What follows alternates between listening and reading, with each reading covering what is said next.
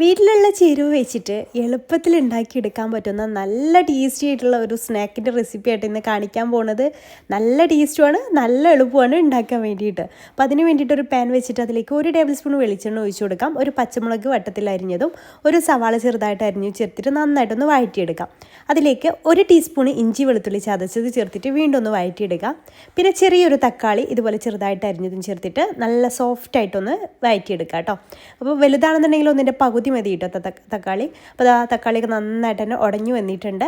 ഇനി അതിലേക്ക് ആവശ്യത്തിനുള്ള ഉപ്പും 1/4 ടീസ്പൂൺ ഗരം മസാല, 1 ടീസ്പൂൺ കാശ്മീരി മുളക് പൊടി, 1/4 ടീസ്പൂൺ മഞ്ഞൾപ്പൊടി, ഇത്രയും മതി കേട്ടോ. എന്നിട്ട് നന്നായിട്ടൊന്ന് വഴറ്റിയെടുക്കുക. അപ്പോൾ നമ്മുടെ ഇതിലേക്ക് വേണ്ടിയിട്ടുള്ള മസാല ഫില്ലിങ് റെഡി ആയിട്ടുണ്ട്.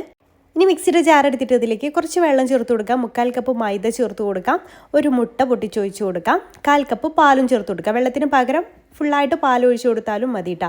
2 നുള്ളു ഉപ്പും ചേർത്തിട്ട് ബാറ്റർ റെഡിയാക്കി എടുക്കാം. ഇനി ഏതിലാണോ നമ്മൾ ഈ ഒരു പോള റെഡിയാക്കി എടുക്കുന്നത് അതിലേക്ക് 1 ടീസ്പൂൺ നെയ്യ് ഒഴിച്ചിട്ട് അതിലേക്ക് ബാറ്റർ ഒഴിച്ച് കൊടുക്കാം. മുകളിലായിട്ട് നമ്മൾ റെഡിയാക്കി എടുത്തിട്ടുള്ള മസാല ഫില്ലിങ്ങും 2 മുട്ട എടുത്തിട്ട് ഇതുപോലെ വട്ടത്തിൽ അരിഞ്ഞു ചേർത്തിട്ട് നന്നായിട്ടൊന്ന് പ്രസ് ചെയ്ത് വെച്ച് കൊടുക്കുക. മുകളിലായിട്ട് ഞാൻ സ്ലൈസ്ഡ് ചീസ് ചെറുതായിട്ട് കട്ട് ചെയ്തിട്ട് ഇട്ട് കൊടുത്തിട്ടുണ്ട്. അത് നിർബന്ധമില്ല. പിന്നെ ടൊമാറ്റോ സോസും ചില്ലി ഫ്ലേക്സും ഒറിഗാനോവും കൂടെ വിതറിയിട്ട് ഒരു 10 മിനിറ്റിനുള്ളിൽ തന്നെ അത് കുക്കായിട്ട് കിട്ടും കേട്ടോ. ഒന്ന് മറിച്ച് കൊടുത്തിട്ട് മറ്റേ സൈഡും ഒന്ന് ചൂടാക്കി എടുത്തിട്ട് ചൂടോടുകൂടെ തന്നെ കട്ട് ചെയ്തിട്ട് സെർവ് ചെയ്യാം. ഇഷ്ടമായാൽ ലൈക്ക് ചെയ്യാനും ഫോളോ ചെയ്യാനും മറക്കല്ലേ.